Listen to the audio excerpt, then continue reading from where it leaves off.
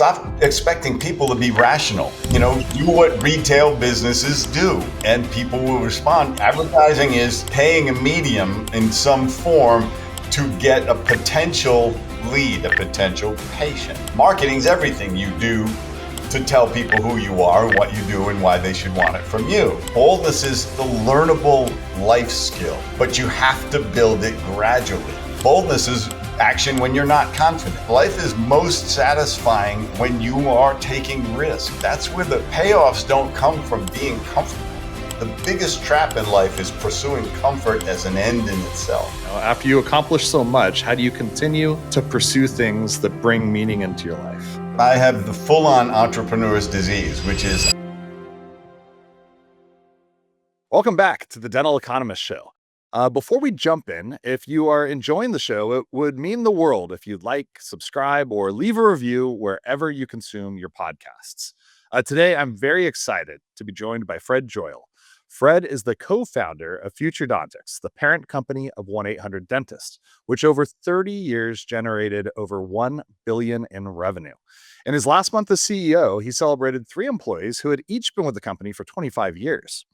Fred is currently a business advisor and keynote speaker. His latest book, Superbold, From Underconfident to Charismatic in 90 Days, is an Amazon and Wall Street Journal bestseller. He's also the author of 2 books for the dental industry, Everything is Marketing, The Ultimate Strategy for Dental Practice Growth, and Becoming Remarkable, How to Create a Dental Practice Everyone Talks About. He has been a keynote speaker in this industry for over 15 years and now speaks on the power of boldness and how anyone can harness it to radically increase their success and fulfillment in life.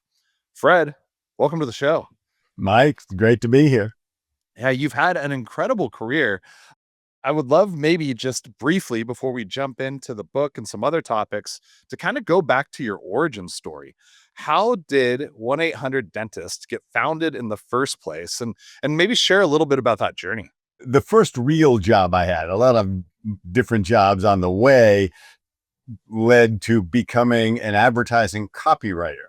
And I really loved it. I loved the agency life and business, but I didn't like the career arc. And it just happened that a friend of mine had registered 800 dentists when those numbers first came out. Okay, so we're talking a long time ago. He had it ring to his house for 5 years. And he said, I think you could turn this into a business. And he had a rough idea of how that would work. And I had a good friend of mine who wanted to quit his job, Gary St. Dennis. He was a stockbroker and he was tired of losing money for people so he could make a good living. And we were young and naive enough and could live on nothing and decided to give it a shot. And we spent 6 months trying to find the first 20 doctors to go along with it. And this is how far back it goes. I'm going around with a cassette player, and I would play the radio spots on the cassette player that we were going to run once we went live. And so we set up a phone center, 5 phones in a little 200 square foot office, and started running radio ads. And we got 50 phone calls in the first 2.5, 3 hours. And we just looked at each other like, wow, this is going to work. But it took like 2.5 years to become profitable because we started in LA. We didn't have anywhere near enough doctors for people in LA. So we eventually got up to about 100 doctors and then started going city by city around the country over the next 5 or 6 years. And we get in the top 20 markets over that time. And it just kept growing and growing. We had a live call center. And the core of the business was that we had human beings that knew about the dentist and were a sympathetic voice. And one of the things that we discovered, and I talk about this in my book, is that people have as much anxiety about choosing a dentist as they do about going. It's a mystery. It's like they don't know if they're hooking themselves up with the worst dentist in America, because somewhere is the worst dentist in America, and he has a full schedule. We were like Google and Yelp combined before that existed, because we had recommendations from people. We would, after a while, we were sending 50, 60, 70 patients to this practice without complaints, because people would call the 800 number and complain if they didn't like the doctor. And we also found that the doctors who weren't good at marketing were very often the best practitioners. So that's who we served. The personality types are kind of different. And it just became an incredible business. And we had a great culture in the business. We were into culture way before that was a buzzword in all these industries. But what emerged from it was all of this knowledge about what patients wanted and didn't want, and also what great practices did to create a great experience for patients. And that's where the two books emerged. Just because we wanted to help our doctors to be more successful. So I wanted to help them understand marketing, not just advertising, because advertising and marketing, two different things. Advertising is paying a medium in some form to get a potential lead, a potential patient. Marketing is everything you do to tell people who you are, what you do, and why they should want it from you. And so Everything is Marketing became the title of my first book. And I would tell people, if you actually understand the title, you don't have to read the book. Yes. I mean, I reflect back, and the marketing, the advertising for 1-800-Dentist was so pervasive. Like it was really, I would say, it became a household name. Like everyone had heard of it. How did you approach the brand of 1-800-Dentist? Like what was important to you about the feel that 1-800-Dentist gave people from a marketing perspective? We understood fairly quickly when we started running the radio spots that people were looking for an empathetic voice that would connect them with something that they were apprehensive about. And so we spent an enormous amount of time training our operators. Gary and I we spent 2 years in that 200 square foot space. We heard everything that was going on. And so we refined this training of the operators so that people were getting what they needed, and the dentist was getting somebody that was pre-sold, so to speak, on the practice. We were the first impression of that practice. So that's what launched the success of the business. So you had mentioned, the impetus for a couple of the books were learnings that took place from the launch of 1-800-Dentist and all the experience that you had with working with these practices. What were some of the unexpected learnings or outcomes that came about as a result of this? The first thing that happened to me that was really an eye-opener, because my dentist was incredibly good at case presentation. And I realized that there was this massive gulf from one dentist to another in case acceptance. The same patient going to two different dentists, the patient ends up getting a cleaning and maybe fixes a cracked tooth or a crown or something like that. The same patient goes to a different dentist. 2 years later, they're getting a full set of veneers, or they're getting Invisalign, or they're getting all of the old amalgams taken out of their mouth, all because of the whole experience of the practice said it's okay for us to tell you what you need and offer it to you, because that's what you came to us for. And they never made it about money. My dentist, he made an incredible amount of money, but he never judged whether people could afford it. He always said, if you were my sister, this is what I would be telling you to do. You don't have to do it. You're not going to die. Okay. Or it may take you, time to get the money, or you just don't care that much how good your teeth look.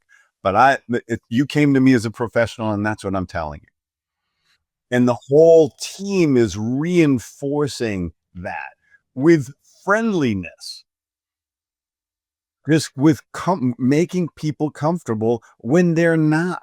Well, I mean, just try to get this point across to doctors as well, as like when you're in an apprehensive state, your cognitive skills are impaired. So you have to relieve that in the patient before you start telling them what they need, because otherwise they're just going to hear the price and they'll just think you want a boat.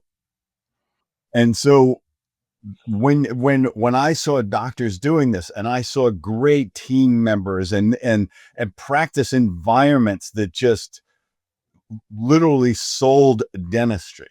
One of the great mysteries is when you remodel your reception area, your own patients start to spend more money. So stop expecting people to be rational. Uh, do what retail businesses do. And people will respond, and you're doing it for their benefit. Not every retail business is helping people out. Getting somebody to buy a $500 pair of sneakers is not necessarily helping them. But everything that we do in this profession, there is no upside to putting off dentistry. I can't believe I have to remind dentists of this, but there is no clinical upside to doing that, to watching something. Absolutely. So you're so well connected in the space, and there's been a real kind of increase in consolidation and the advent of the DSOs over the past decade or so. What would your advice be to dental service organizations or groups? What do you think they're getting right with marketing? Where do you think they're going wrong? What they're getting right is convenience, because that's what people need. They are open when people need them to be open. And they have figured out a way to run a profitable business by accepting as much insurance as possible. Those things they are doing right. And I think that they're relieving the dentist from the business side, which generally dentists aren't as good at, but they spend too much time on it because it's not their field of training or expertise. So when they can focus on the patient and not have to worry about the other aspects of the operation. Many times the employees are not even their employees. And that they have a pathway towards their own retirement, and just tons of support. I mean, I know, I'm good friends with the people that run Heartland Dental. The amount of training they give these doctors is incredible.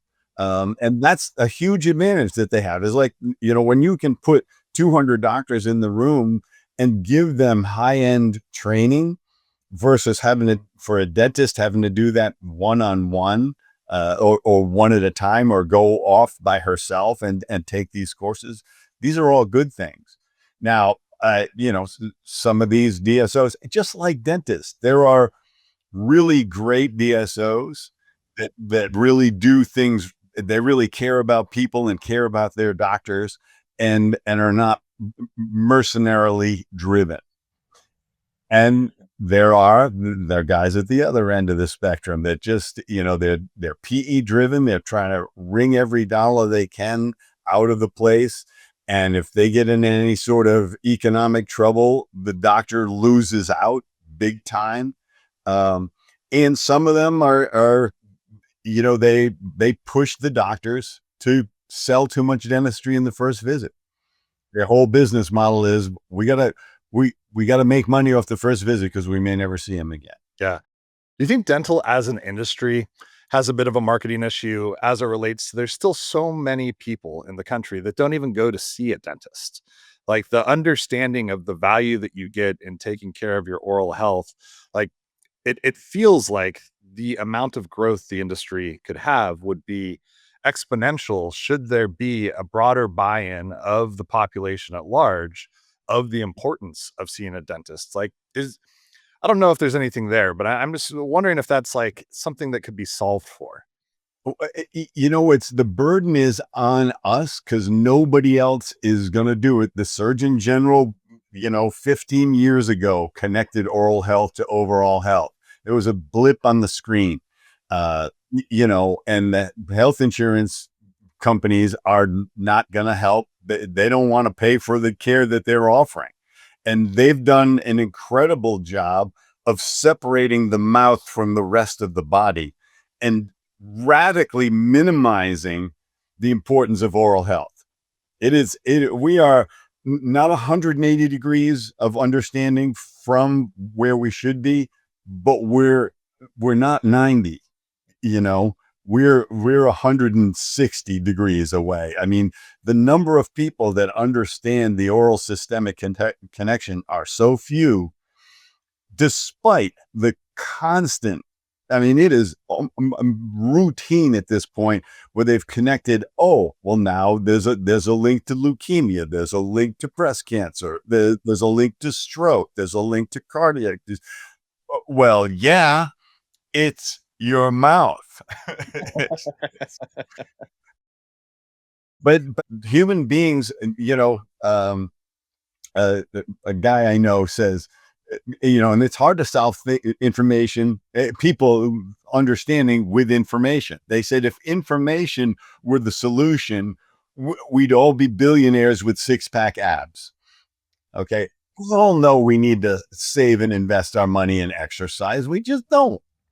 And it's the same thing with oral health. So we have to make it as easy as possible to get them in. And then when they're in, they have to meet people that care about them and move them in a direction of understanding. And it's not always about information. It's when you trust somebody, you don't need a lot of information. And so that's where I send doctors. I said, your trustworthiness and the value that they perceive dentistry to have will be the two pillars of your success. It will not be information. It will not be teaching.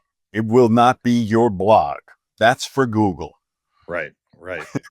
So, we don't buy from people we don't trust. It doesn't matter how good it is or even how cheap it is. Yes. Yeah. And I would imagine being charismatic would also be a benefit to helping to build that trust with your patients. Let's talk about your book a little bit. Superbold.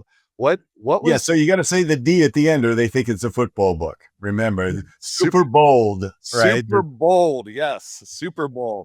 So let's talk about it. So what was the impetus for writing Superbold? What were you seeing where you were like, I have a message that I can share that is going to be helpful for people?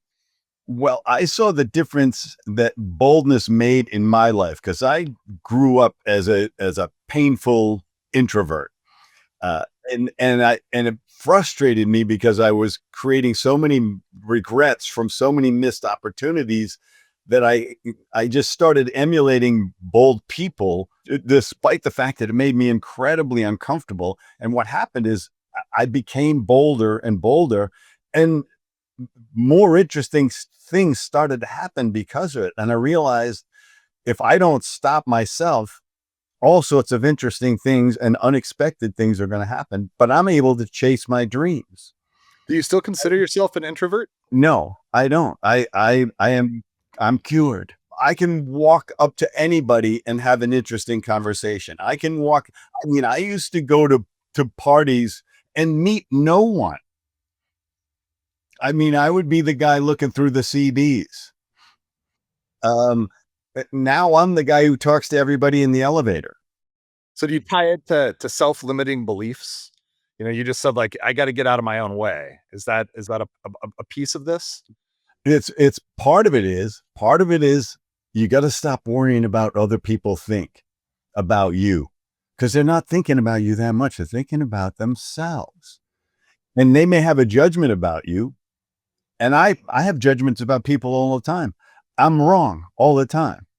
Okay. Because I go, that guy should never wear that suit. That woman should never wear that cup. That hair looks stupid on her. What kind of tattoo is that? It, I've met people so covered in ink that I've got like 16 judgments about them.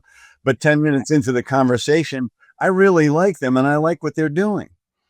So if we're judging people and we're wrong 99% of the time about who they really are, that's happening to us. If you're worried about judgments about people who don't know you, you're abdicating your control of yourself and your self-esteem. I just don't worry about, 10% of the people in my audience when I speak think I'm an idiot. And 10% think I'm the most brilliant person they've ever heard. Neither of those are accurate. But I'm getting through to some people, and that's what matters to me. But the other thing is, boldness is a learnable life skill, but you have to build it gradually. It's just like it builds just like you would build a muscle. You got to push yourself so you're uncomfortable, or you don't get growth. But you can't, and so you can't be just like, if I were more confident, I would be bolder. That's what people say. It's like, no, that's not boldness. Boldness is action when you're not confident. And that's what builds your confidence, is taking bold action when you don't know how it's going to go, when it's risky, when it makes you uncomfortable, but you can do it. I mean, you walk up and sometimes you just have to give yourself no way out. You walk up to that person and say hi. It's like, well, I guess I got to converse now, or I'm going to sound like a real idiot. And maybe you sound like an idiot the first time or the first 5 times. We only get good at stuff by being bad at stuff. Right. So how do you do that? Do you have to become intentional about identifying opportunities to be bold? Is it something that's top of mind that you just think about daily in order to go out about your life? How would you advise somebody to take these steps? So daily is the way to approach it, is to do something that makes you uncomfortable every day, but it's manageable. And wherever you are, you don't worry about how bold other people are or how confident they seem. It's where you're at. I created a whole bunch of exercises. The last third of the book is exercises that are various tiers of building your boldness muscle. But it's based on the principles of how improv comedy is taught, which is, people go like, how can anybody walk on stage and create an entire scene based on one suggestion? It's like, they didn't start that way. Improv comedy starts non-verbally in the training. And so if you just don't feel that comfortable around people, then you need to smile at 5 people a day. That's your tolerance. You are titrating to your level of tolerance. And if that's okay with you, then you need to start talking to strangers. You need to talk to 5 strangers a day. You need to deliberately go into a Starbucks, even if you don't drink coffee, talk to the person in the front of the line, the barista, and the person behind you. And then the person while you're waiting. You can get it all done in one Starbucks visit. And people go like, well, I don't know what to say. What would I say to a complete stranger? It's like, you don't have to be clever. You don't have to be funny. You don't have to be brilliant. Be nice. Offer a compliment. Say, hey, Mike, great beard. I wish I could grow a beard like that. And with no intention of it turning into a huge conversation, you're just offering. You're doing a drive-by compliment. They feel good and you feel good. You're going around sprinkling fairy dust. Like, I'm making people feel better. It feels kind of good, And what happens is what bold people have done early on in their life, and maybe sometimes when they were kids, because it was never socialized out of them, is they develop this positive feedback loop for their boldness. So they don't stop themselves. They don't inhibit themselves. They don't decide, oh, this could be embarrassing. Bold people don't register embarrassment as a thing. They say that embarrassment's a choice. I choose not to be. It doesn't matter.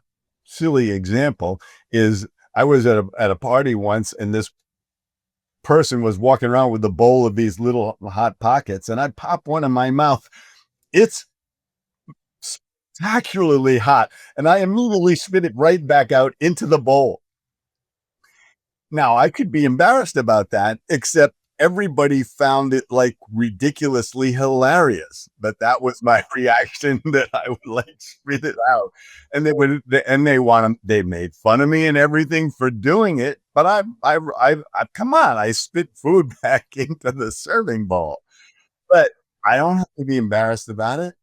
It's funny. We all want to be perceived as perfect, which is absurd, because none of it fits. Right. Right. So, you talked about going to a party before in the past, not meeting anybody, the guy looking at the CDs. When you engage in a conversation, like there's a lot of people have a high amount of anxiety in having those conversations with a stranger. What are some of the things, you're saying be kind, offer a compliment, great advice. What are some of the things that people do wrong in a conversation that would turn other people off? Things to steer clear of.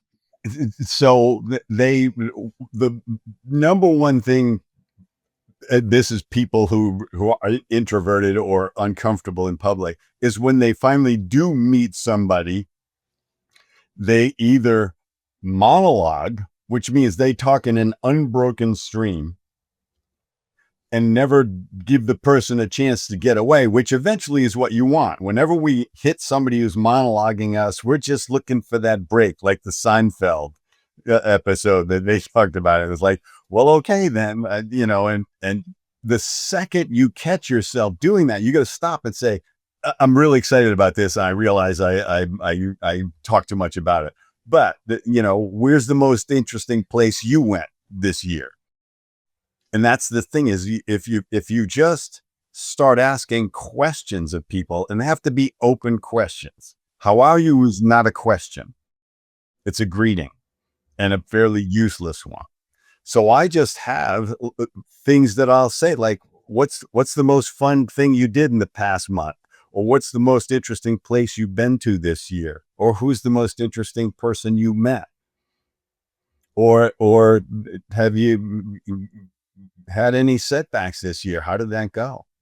And the other thing that people do is they do two things. They think it's a tennis match, like, oh, they said this, so I'm going to say that. No, go deeper. And it's like, I was just in Rome. And that's so this is somebody saying, I was just in Rome. Yeah, it was really interesting. I had a great time. I loved the food. And so the correct response is, okay, where'd you stay? What did you travel around other cities? Did you see the Pope? Like, there's a million questions you can ask. If you can't think of one, you are impaired.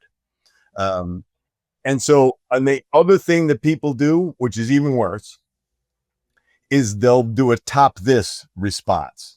Okay. They'll say, I was just in Rome. I had a great time. And really like the food and everything and the lifestyle. And the person comes back and says, I was in Rome too last year, and I saw you too at the Colosseum. It's like, okay, I can't, I just went out to eat and ate a lot of gelato. So, it's a conversation killer. And one of the other things people do is they try to be funny without understanding what the other person's level. It's a lot of pressure on yourself to be funny. I can do it because I'm trained to do it, and I don't, because what it does is it creates a competition, because the other people feel like, and the other person feels like they have to step up and be as clever.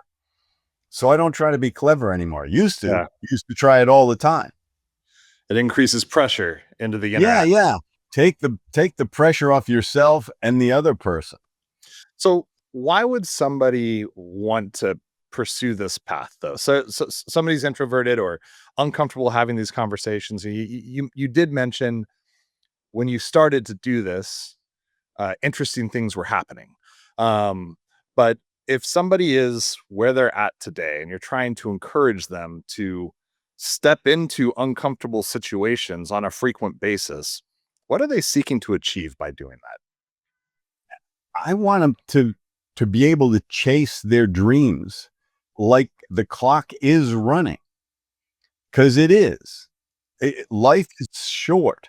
You get to my age and you realize how fast the decades go by, but the reality is it's short for all of us, and it's too short to blame other people for your unhappiness, or to spend all your time criticizing and judging people, or worse, comparing yourself to other people. Bold people don't indulge in that. They're competing with themselves. And it's too short to let somebody else decide what you're capable of, because they will, and it will be less than you want. They will pigeonhole you to where you fit and where you solve their need, not yours. And it's really too short to think you're going to get to your dreams tomorrow or next week, or when you have enough time or enough money. There's never enough time or enough money. It's just like kids. It's like, there's never a good time to have a kid. But are you happy you did? Almost always. And the other thing is, you want to build your boldness muscle, because there's going to be times that come up in your life where it really, really matters that you don't freeze or you don't step back. You're going to want to speak up, say yes, take the risk, stand up for somebody. And that will control the direction of your life, perhaps in a positive or powerful way, or create a regret that will gnaw at you all of your days, because that window of opportunity closed and you hesitated. You stepped off.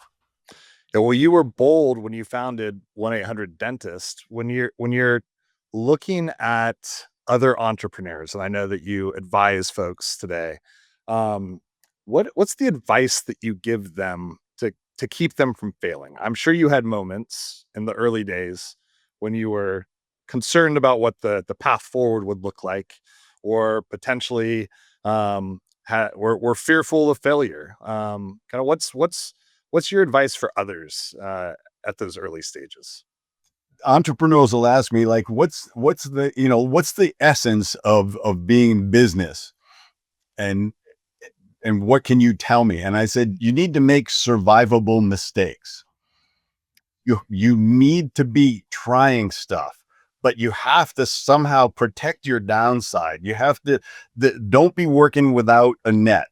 Don't be walking the tightrope going, I can get between these two buildings, I don't need a net. But you got to walk between the two buildings on a tightrope sometimes.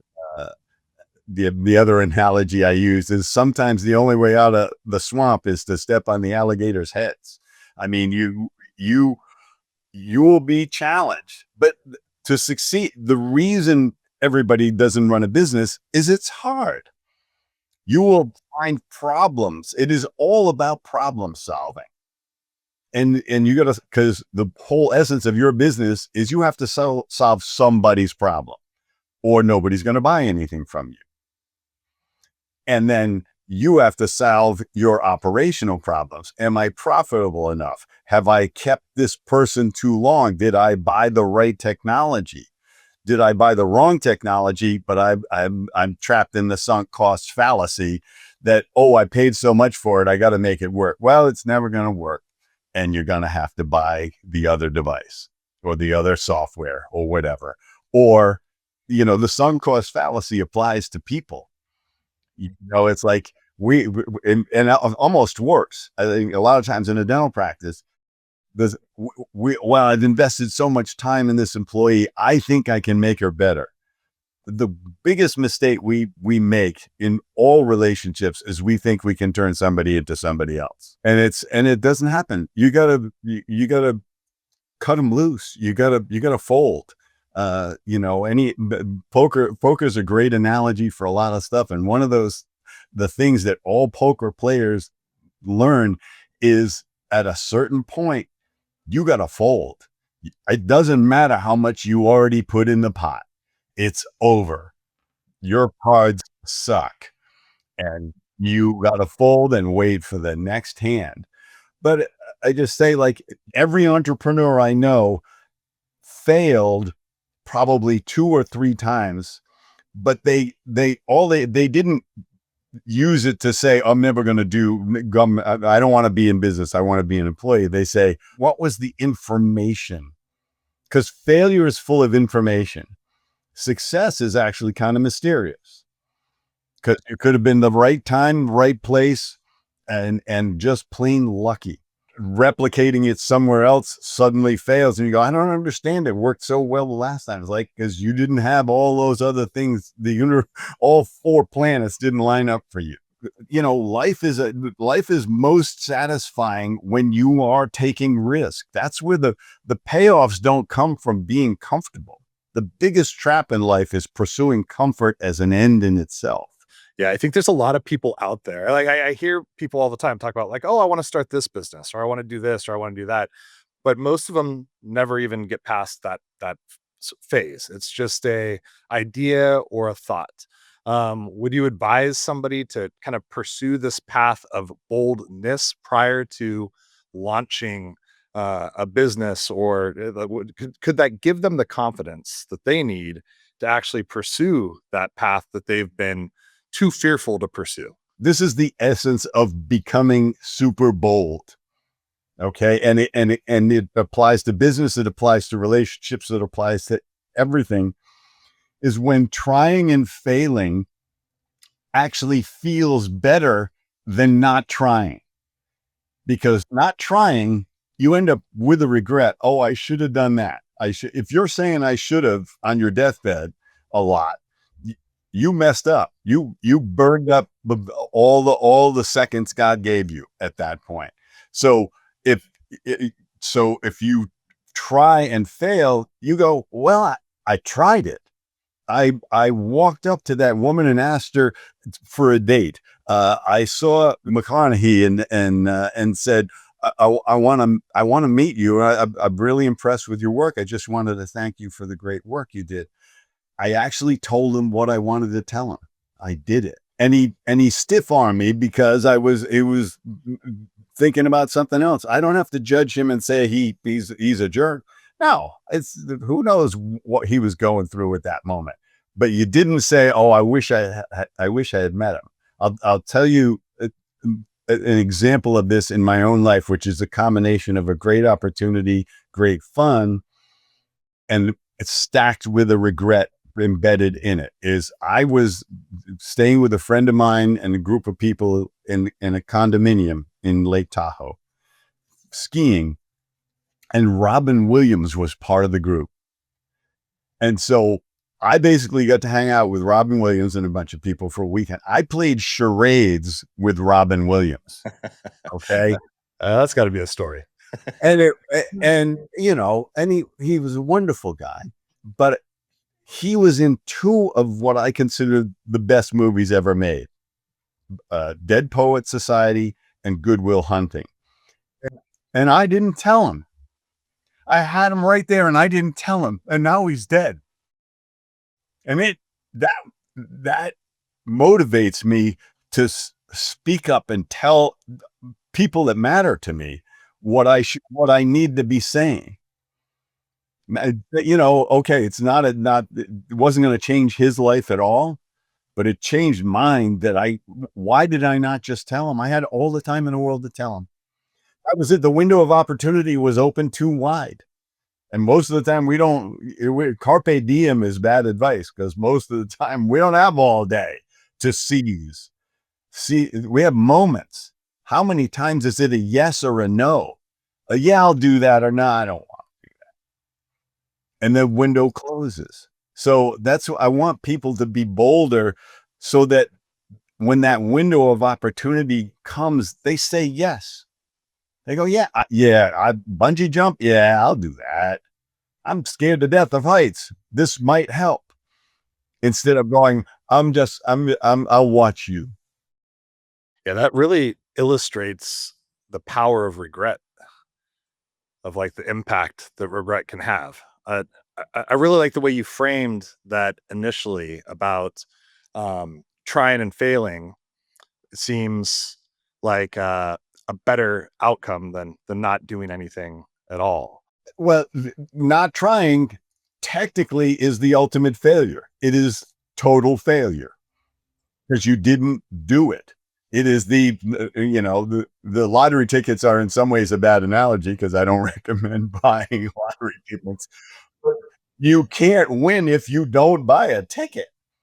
That's an analogy, not a recommendation to buy lottery tickets. But life is a series of lotteries of choices. Do you want to win? You got to play. Well, speaking of trying and failing, I heard that you were also on Are You Smarter Than a Fifth Grader? Yeah. And then you got right to the end. Yeah. Do you remember the question that Yes, I do. Yes, I do. I will never forget the question. But we got to remember, everybody backstage said, do not try this question. So I'm a guest on Are You Smarter Than a Fifth Grader? I get all 10 questions right. So I've got $25,000 to bet on the last question, which the kids help me with the other questions. That's why I got 10 right. But they can't help me with the big one. But everybody backstage says they don't want to give you this money. You are not going to get it. It's like 100-1 odds. But trying and failing was going to feel better than not trying. I knew this at that point. And I said, I could live with getting the question wrong. I just couldn't live with not trying it, with it dangling right in front of me. And so the question comes out and it says, what layer of the earth lies below the lithosphere? Oh my goodness. And I went, yeah, I don't understand the question. So I'm in trouble. Yeah. And there's no phone a friend. Like no, there's no phone a fifth grader. Yeah. And I got it wrong and I lost all the money. But you know what? I had an 800 dentist shirt on. They talked about Jeff Foxworthy talked about 800 dentists through the whole episode. And because I went for that last question, they repeated that episode endlessly because I made good television. We estimate we got $1 million of free publicity from it. And it was 30 minutes of the most fun I've had, pretty much. It was just terrific. The kids were great. The audience was fabulous. Foxworthy and I chatted constantly. He gave me his cell number after and stuff. And I tried. I took a swing and a big miss. That was one of those moments where I could live with not trying. I mean, I couldn't live with not trying. I had to go for it. 100-1. Yeah, I got to go for it. When am I going to be in this place again? But that's the thing that happened when you do something bold. Sometimes you don't get what you're aiming for. You get something better. You get something unexpected that was like, wow, I had no idea this was going to be it. You go into a room and you say, I don't really belong with these people. It's all a bunch of CEOs and executives and stuff like that. I don't even have a suit on, but I'm going in anyway because I'd really like to meet that guy. Well, you don't get to meet that guy or you have a 10-second conversation with that guy and you find out you didn't like him that much and didn't really want to meet him. But then you circulate in the room and all of a sudden you find some guy that says, I got an interesting opportunity for you because I've heard about you doing this and this and this. What do you think about joining me in this operation? But it's all happened because I went in the room and I had one expectation, but I was open to the others. So what's your next bold thing when you're thinking for yourself how to push your own limits? After you accomplish so much, how do you continue to pursue things that bring meaning into your life? I have the full-on entrepreneur's disease, which is I think I can do that too, even though I'm doing something. So I'm creating a video course, particularly for salespeople, that is about how to be a super bold salesperson. I am speaking on boldness, so I'm expanding that career. I've been passionate about getting this message out to people. And getting in front of audiences and whether it's college kids or dental teams or corporations with, 100 salespeople. I want people to live bolder lives so that when they reach the end of their lives, they don't say, I should have done this. I should have, spent more time doing this. I should have quit that job and tried that business or whatever. Because that's what people do on their deathbed. They say they wish they had lived a life by their own design rather than what other people expected of them. That's the number one thing people say. I don't want people to be that. I don't want to be that. When I'm all done, my last check that I write will bounce. I mean, I'm going all out on my whole life, and I plan to live indefinitely. I'm planning to employ modern medicine in all its glory and keep me looking at least better than this. And I've written a time travel trilogy that I'm going to probably self-publish on Kindle just because I can't find a publisher. Oh, very cool. I can't help but notice you have some of my favorite books behind you. You've got Dare to Lead, The Daily Stoic. I read that every day.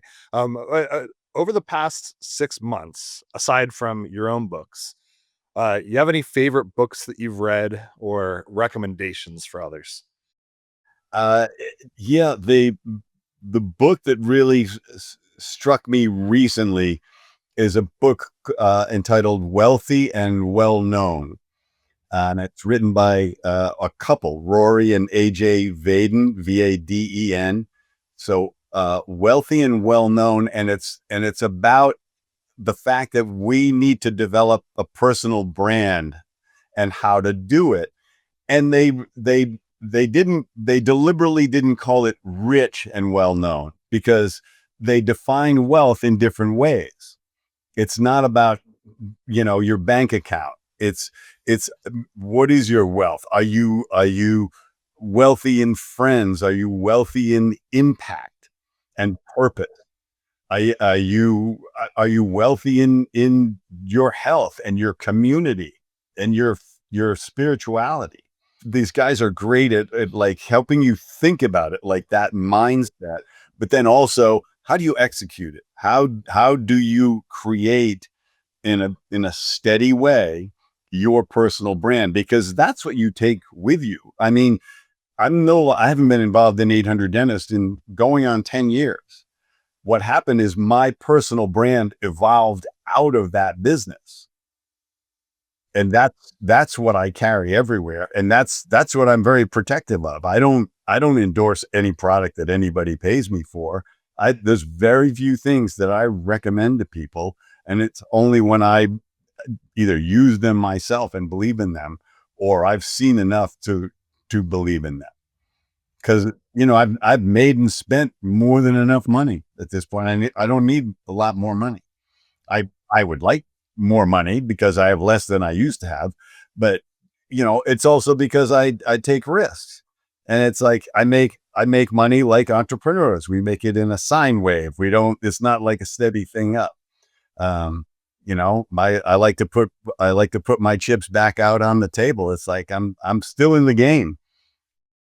Fred, this has been a real pleasure. Where can people find you? Where can people find your book? So my website is fredjoyal.com, Joyal. And I'm actually Fred Joyal, pretty much everything, LinkedIn, Instagram, Facebook. My book, Superbold, is on Amazon. It's a hardcover, Kindle, and audio, and it's me reading the audiobook. And I also have an app that if you search the App Store for Fred Joyal, if you download the app, you can listen to my audiobook for free. There's a little button that's got a little set of headphones and a free word under it.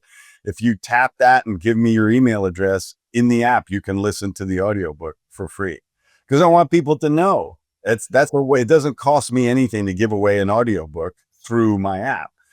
But I want people to have the message. I'm not trying to get rich off the book. I'm trying to get the book in as many people's hands or in many people's ears as possible. That's fantastic. Thank you so much, Fred. Really appreciated having you on.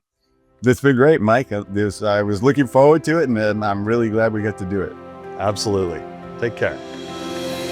The Dental Economist Show is brought to you by Planet DDS. To find out more about how cloud-based dental software by Planet DDS helps unleash dentists and their staff to focus on patient care, visit www.planetdds.com. Stay tuned for upcoming episodes by following wherever you listen to podcasts. Thanks for listening.